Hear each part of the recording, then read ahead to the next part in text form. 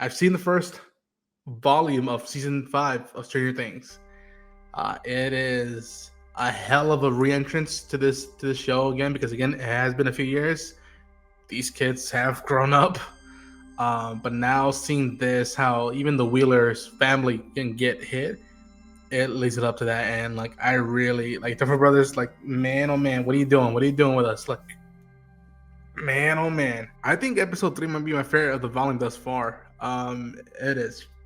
That was awesome. I get scared when Elle asked about what happens afterwards. Like, don't be thinking about the future already, just because I'm not gonna break all our hearts of like, oh, the potential futures of Elle. She and Mike might be a thing afterwards. All this, and get married and stuff, or Hopper and Joyce from Mike might finally get married or whatnot. I don't know. I don't fucking know. I don't know. I really like this volume thus far. I think episode 2 had a hell of an opening, probably the best opening out of all the episodes in the volume.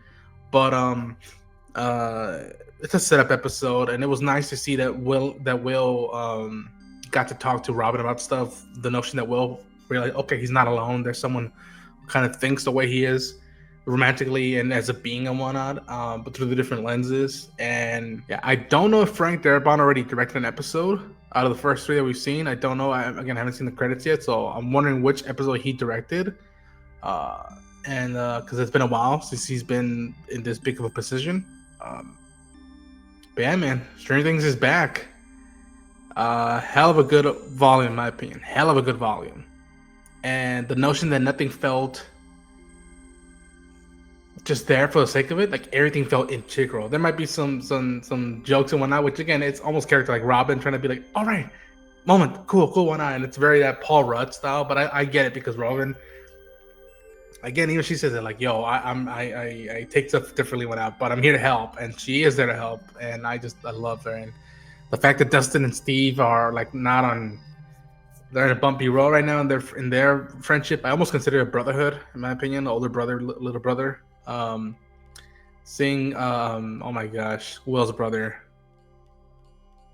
I'm blanking on his name, but him and Nancy, and them being like, yo, be there for Nancy, man.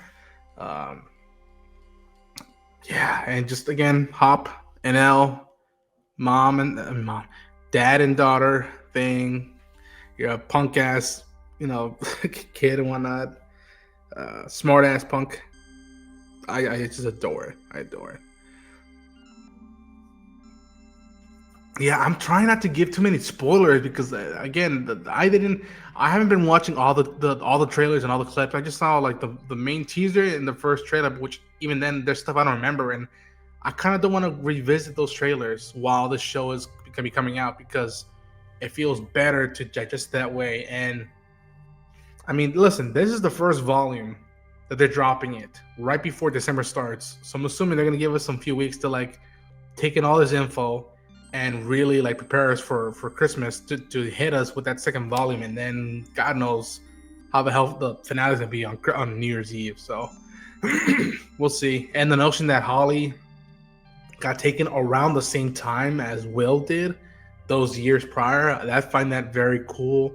And yeah, I don't see any any fat in the writing and in the story and whatnot. It feels like even when he introduced Holly in a big way as now part of this mystery, or bringing Erica to help, like I like those additions to this, because again, I've told my friends that like if there was an offshoot of this show with focusing on Robin, Steve, Nancy, and oh my gosh, Will's brother, I would be down for that. I would be down for that. But yeah, Stranger Things is back. Cool songs in the mix, cool sequences, a lot of nods that I recognize from the 80s, besides Linda freaking Hamilton being in the show as a doctor. And yeah, Elle training for parkour in the Upside Down, and how they're calling it now, maybe they've been calling it, but he flipped, it's in the Upside Down. The way they tracked the Demogorgon that was one of my favorite scenes in the show thus far. Like, I love that planning and that it worked, but it didn't work at the end, because Vecna and Demogorgon are still heading southeast or Southwest, wherever they're going, and they're still trying to find that punk kid, Derek. Um, yeah, hopefully you enjoyed my review or my reactions of the third episode and the whole first volume.